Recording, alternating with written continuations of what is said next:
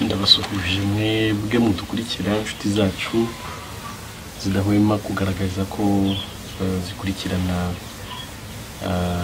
umunsi ku munsi iri jambo ry'ubutumwa bwiza dutanga mu buryo bw'ikoranabuhanga, uburyo bwiza Imana yashimye ko tubasha gutambutsa ijambo ry'ubutumwa bwiza rikagera ku isi yose. Turabashimiye tubibutsa gusangiza ubutumwa inshuti zanyu aho ziri hose, kuko twizera tudashidikanya ko ni ubutumwa bukiza imitima y'ababwumva, ni ubutumwa burimo ubugingo buhoraho.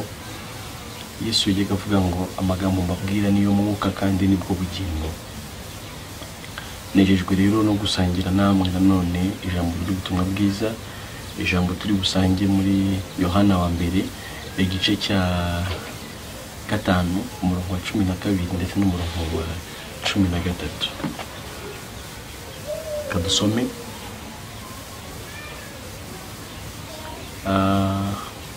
Aya magambo aravuga ngo ufite uwo mwana niwe ufite ubwo bugingo, naho udafite umwana w'Imana nta bugingo ufite. Ibyo ndabibandikiye mwebwe abizeye izina ry'umwana w'Imana, kugira ngo mumenye yuko mufite ubugingo buhoraho. Imana ishimwe cyane. Mu by'ukuri birakwiye ko abantu basobanukirwa neza kwizera Yesu Kristo icyo ari cyo, ukwizera nyakuri uko ariko, kubera ko hariho imyizerere itandukanye. Abantu bafite kwizera kugiye gutandukanye, ariko kwizera k'ukuri ni kumwe kuvugwa n'ijambo ry'Imana. Birababaje kuba umuntu avuga ngo yizeye Yesu Kristo ndetse akavuga imyaka maze yizeye Yesu Kristo ugasanga ni myinshi, maze 30, maze 40, maze 10, maze 5, maze 2, nushaka ubu maze umwe cyangwa utarawugeza, ariko avuga ati nizeye Yesu Kristo ariko ndimo gushakisha ubugingo buhoraho, ndimo ndaharanira kuzajya mu ijuru. Reka mvuge ngo sibyo.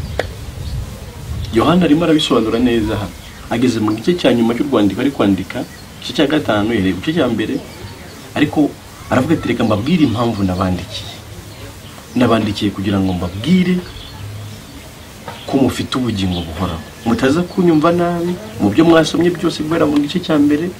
Intego y'urwandiko rwanjye kwari ukugira ngo mbamenyeshe ko uwizeye umwana w'Imana wese afite ubugingo. Aravuga ngo ufite uwo mwana aba afite ubugingo buhoraho, udafite uwo mwana nta bugingo buhoraho afite. Nawe rero ukavuga uti nizeye Yesu Kristo ariko ndimo ndashaka ubugingo buhoraho, oya, ntabwo ari we wizeye, kuko ufite uwo mwana afite ubugingo buhoraho. Yesu yabigarutse aravuga ngo ninjye nzira, ninjye kuri, ni nanjye bugingo.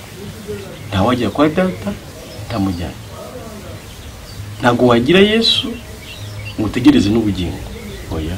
Iyo ufite Yesu uba ufite ubugingo buhoraho. Ubugingo buhoraho ni ubuzima bwa Yesu. Yesu twakiriye, Yesu twakira niwe bugingo buhoraho bwacu. Yego tuzambikwa umubiri we w'icyubahiro udapfa, ariko uwo mwuka tuba twakiriye kubwo kwizera Yesu Kristo, ubwo nibwo bugingo buhoraho, umwuka wa Kristo. Iyo ngo udafite uwo mwuka wa Kristo ntago ari uwe. Niba ufite Yesu, niba warakiriye Yesu, wakiriye ubugingo buhoraho. Ntabwo bitandukanye. Ikibazo nuko bakubwiye ko ubugingo buhoraho ari ikintu uzahabwa kuko imyitwarire yawe, oya. No, impano Imana yatuzaniye n'ubugingo buhoraho. Niko Bibiliya ivuga, iravuga ngo ibihembo by'ibyaha n'urupfu, ariko impano y'Imana n'ubugingo buhoraho muri Kristo Yesu. Abaroma 6:23. Impano y'Imana n'ubugingo buhoraho muri Kristo Yesu. Niba ufite Yesu ufite ubugingo buhoraho, niba ntawe ufite ubwo nta bugingo buhoraho ufite. Icyo akora ushobora kuba warabatijwe ukayoboka idini n'imihango yayo yose ukagira ngo wizeye Yesu, ntabwo ari we wizeye. Niba udafite ubugingo buhoraho ntabwo ari Yesu wizeye. Barakubeshye, baguha ibintu bitabasha kugukiza. Impano y'Imana n'ubugingo buhoraho tubonera muri Kristo Yesu. ikibazo nuko wagize ngo buzava mu myitwarire yawe. Oya, Yohana ibice 4 Yesu aganira na wa mugore bahuriye ku iriba yaramubwiye ngo iyaba wari uzi gusabye amazi wariwe ukanamenya impano y'Imana yariyo, nawe umusabye akaguha amazi y'ubugingo. Ubugingo buhoraho ni impano. Impamvu utabufite no kubushakira mu murimo nta bubamo, kuko iyo buza kubamo Yesu ntiyari kwirirwa aza kugupfira. Yaje kugupfira kugira ngo apfire ibyaha byawe byose, yishyireho ibyaha byawe byose anabihanirwe, ariko kandi nawe aguhe impano yo gukiranuka kwe, iguheshe ubugingo buhoraho tubonera muri Kristo Yesu. Ube intungane ku bwa Yesu atari ku bwawe, kuko yahindutse icyaha ku bwawe, nta cyaha yakoze. Nawe ube intungane ku bwe, ntacyo gutungana wakoze. Yohani rero arabisobanura neza, aravuga ati mutaza kuba mwanyumvishe nabi, ibyo mwasomye byose nabibandikiye kugira ngo mumenye ko uwize Yesu Kristo wese, ufite uwo mwana wese aba afite ubugingo buhoraho. Nawe sinkwandikiye, ariko ndaganira nawe uyu munsi kugira ngo umenye ngo izere Yesu Kristo ubone ubugingo buhoraho. Kwizera Yesu Kristo bitandukanye no kuyoboka idini n'imihango yayo. Kwizera Yesu Kristo ni ukwemera ko yaje agapfira ibyaha byawe byose, ahubwo akakwihera impano yo gukiranuka. Gukiranuka kwe kakubarwaho nk'impano. Ibyo bigatuma Imana iguha ubugingo buhoraho ku bwa Yesu atari ku bwawe. Bibiliya iravuga ngo mu Baroma 10:10 ngo umutima ni umuntu yizeza akabarwaho gukiranuka, akanwa akaba ariko yatuza akaba arakijijwe.